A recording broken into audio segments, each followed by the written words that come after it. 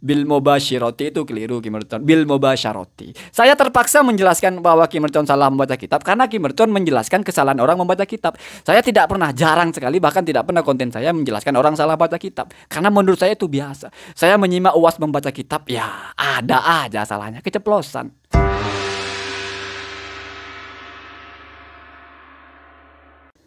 Assalamualaikum warahmatullahi wabarakatuh. Bismillahirrahmanirrahim. Allahumma sholli ala sayyidina Muhammad wa ala alihi wa sahbihi ajmain, amma ba'du. Saya menyimak Ki Merton mengkoreksi pembacaan kitabnya Gus Miftah ketika beliau mengklarifikasi tentang tindakannya membacakan puisi di gereja. Saya tidak mau bicara tentang itu. Saya fokus kepada koreksi Ki Merton di mana memang hanya tertuju kepada pembacaan kitab Gus Miftah. Saya akui bahwa memang ada kesalahan di situ. Tetapi koreksinya Ki Merton ini sebagian benar, sebagian malah salah, dan di bagian lain juga Ki Merton malah tidak menyalahkan ketika ada sesuatu yang salah. Jadi itu saya anggap koreksi Ki Merton ini koreksi yang bermasalah. Ki Merton kurang berhati-hati. Padahal Ki Merton ini kan katanya ahli mantik ya. Di mantik itu kan ada wa aslihil fasada bit ta'ammuli. Jadi kalau kamu ingin memperbaiki sesuatu yang kamu anggap rusak itu harus ta'ammul, harus berhati-hati ya. Ya segitu saja dulu. Yang pertama adalah ketika Gus Miftah membaca wa yukrahu dukhuli, ya keliru itu. Memang nahu itu baca apa aja bisa, seperti faslun, faslan, bismillahirrahmanirrahim, rohimu dan sebagainya. Tapi kalau yukrahu duhuli itu keliru, tidak bisa dibenarkan ya. Keliru dari semua sisi, tidak ada lagi hujah untuk membenarkannya. Kenapa? Karena seharusnya benar kata Ki Merton, duhulu ya, menjadi naibul fa'il ya. Ai akroha asyari'ah duhula. Syariat memakruhkan kepada masuk. Atau apalah fa'ilnya, entah syariat, entah orang yang berpendapat atau apa, nggak penting itu. Kemudian karena fa'ilnya tidak penting, maka maf'ulnya yang menjadi naibul fa'il, menjadi dukhulu, dimakruhkan masuk ya, masuk gereja mungkin maksudnya ya. Itu Ki Merton benar. Nah yang kedua ini masalah Ki Merton ini.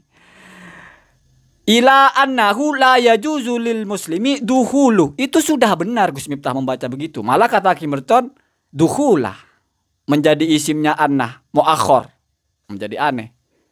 Tambah lagi aneh membacakan bait alfiyah yang tidak ada hubungannya, itu bait tentang hukumnya kana. Innah dan kana kan terbalik. Kalau kana itu merofakkan isim, menasabkan khobar. Kalau innah sebaliknya, menasabkan isim, merofakkan khobar ya, terbalik ya. Alfiyahnya Ki Merton itu bukan untuk tentang ini, itu tentang untuk yang lain. Di sini Ki Merton melesetnya adalah mengiranya dukhulu itu dibaca dukhula karena menjadi isim innah yang muakhor. Nah itu kacau sekali. Sebetulnya Ki Merton kalau berhati-hati atau bukan di live ya, tapi dia menyimak benar-benar, pasti dia tahu itu salah itu. Tidak mungkin lah Ki Merton tidak paham itu. Hanya mungkin keceplosan atau mungkin lupa atau mungkin ya memang tidak hati-hati saja, kurang ta'ammul saja. Kenapa yang benar itu dukhulu? Karena itu menjadi fa'il dari yajuzu. Bukan menjadi isimnya innah. Isimnya innah mana? Dhamir sya'an hu itu.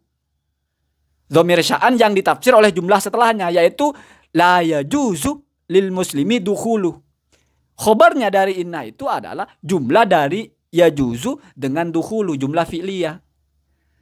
Justru dalam konteks ini tidak boleh isimnya inna diakhirkan. Kenapa? Karena khobarnya bukan dorof atau bukan jar majrur. Kan gimana pasti hafal di alfiyahnya.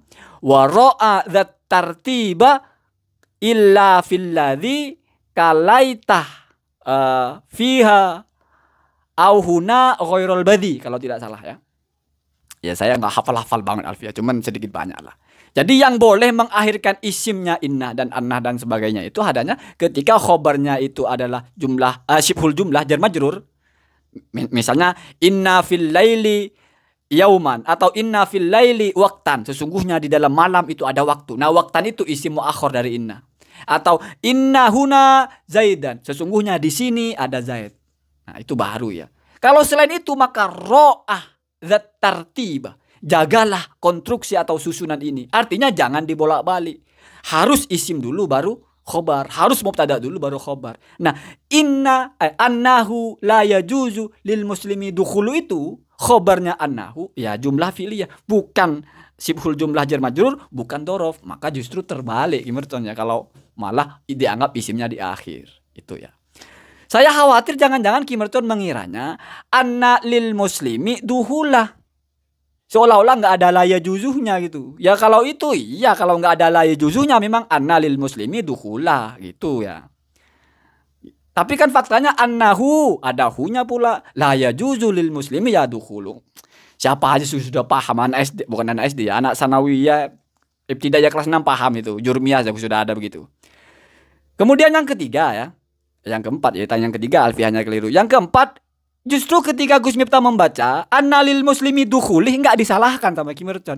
Disitulah yang salah Kim Merton. Annalil muslimi dukhulah, bukan dukhuli, malah dibiarkan. Dan teori Anda yang tadi itu bahwa dukhulu dibaca dukhulah, cocoknya dengan ini. Jangan-jangan Kim Merton ini sudah membaca sekilas, tapi nanti ketika karena live ya, terbalik. Teori yang untuk selanjutnya malah dipakai sebelumnya ya. Jadi saya kira ini bukan kebodohan ya, ini semacam keliru saja ya. Ah ini baru benar, annalil muslimi dukhulah bukan dukhuli. Ah disinilah baru namanya isim muakhor. Jadi lil muslimi itu sibhul jumlah sebagai khobarnya, dukhulah sebagai isimnya. Kenapa? Karena itu tadi lagi waro ada tartiba illa fil ladzi kalaita fiha au huna. Nah, jadi ini masuk seperti laita fiha ya. Jadi khobarnya itu fiha. Itu boleh ya, itu Merton ya, ya biasa begitu ya. Kemudian juga ada yang salah menurut saya, fatal salahnya, tapi Kim Merton juga nggak mengkoreksi.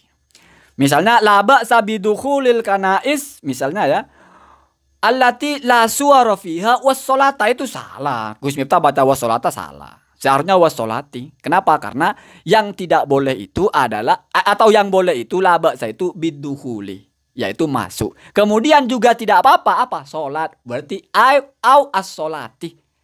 Kalau dilengkapnya au laba sabis sholati. Jadi laba sabid dukhuli wa laba atau laba sabis sholati.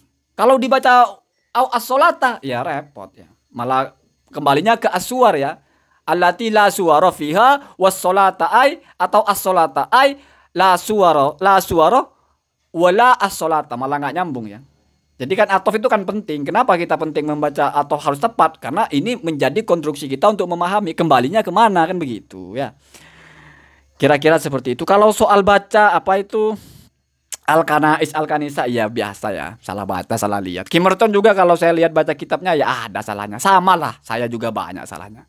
Misalnya Kim Merton ketika membaca kitab Ar-Riyadul Badi'ah itu man aftoroh. Kim Merton baca man aftoru. Ya nggak mungkin lah sekelas Kim Merton itu tidak tahu kalau aftoro itu fi'il madhi dibaca fathah gitu. Kok dibaca aftoru gitu, uftiru baru. Orang di situ man aftoro, siapa yang berbuka kok atau membatalkan puasa. Terus tabayyanah dibaca tabayyanu. Terus ada juga ayat haqqaqo au yauglibu. Seharusnya kan au yaugliba. Kenapa? Karena atof kepada ayat haqqaqo. Telah memastikan ghurub syamsi, bahwa matahari terbenam, au yaugliba ala donihi, atau dia menyangka itu kan. Kok bisa au yauglibu ya? Kan atof begitu. Nanti kalau nggak terkait oleh atof nanti hukumnya misah, beda nanti. Kemudian juga kalau soal baca kalimat bil mubasyirati itu keliru Kim Merton. Bil mubasyarati. Saya terpaksa menjelaskan bahwa Kim Merton salah membaca kitab karena Kim Merton menjelaskan kesalahan orang membaca kitab. Saya tidak pernah, jarang sekali, bahkan tidak pernah konten saya menjelaskan orang salah baca kitab. Karena menurut saya itu biasa. Saya menyimak UAS membaca kitab, ya ada aja salahnya, keceplosan. Siapa aja baca kitab ada aja salahnya, keceplosan aja, keceplosan biasa itu ya. Bukan tidak ngerti, hanya salah saja. Salah keceplosan gitu ya. Sudah biasa itu. Bahkan Kim Merton juga bibalalin dibaca bibalilin. Ya kalau Kim Merton tidak live artinya dia bikin, mungkin kan bisa diedit atau bisa klarifikasi. Tapi kan aja sudah live kan nggak bisa diulang. Satu lagi, menurut saya salah baca kitab itu bukan aib ya. Selama ngerti dan biasa lah. Saya juga sering sekali. Ya kalau untuk saya aib ya, karena saya mungkin tidak layak lah.